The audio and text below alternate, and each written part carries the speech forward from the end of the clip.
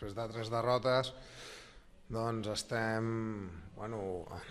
no estem bé, però la veritat que jo crec que tenim que tirar endavant. És una situació complicada, jo crec que ja fa 2 o 3 mesos vam viure la mateixa situació, la vam tirar endavant, però ara teníem la possibilitat d'haver guanyat 1 o 2 partits d'aquests 3, no ha pogut ser, i estem en una situació una mica complicada i tenim que afrontar aquests 2 partits abans del Peron, per almenys intentar treure els 6, i si no són els 6, 4 punts per marxar-nos a aquestes 2 setmanes que tenim una mica de Peron amb més tranquil·litat, perquè sabem que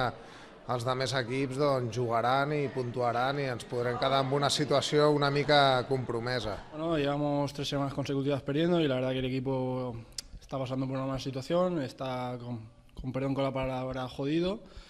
Y nada, seguir trabajando durante la semana e intentar levantar esto lo antes possible. Nosaltres pensem en el partit d'allà, sabem que és un partit complicat, encara que estiguin a baix, ells tenen un altre tipus de necessitat que nosaltres, ells es volen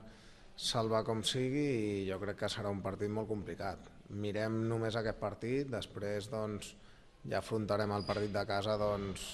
la millor manera possible, i si hem anat allà i hem guanyat, que és el que esperem tots, esperem treure els 6 punts.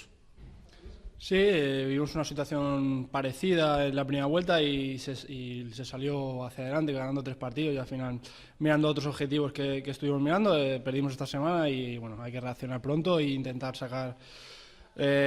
puntos lo antes posible, y quién sabe si a lo mejor dentro de 3 o 4 jornadas estamos mirando hacia otra cosa en vez de lo que estamos mirando ahora.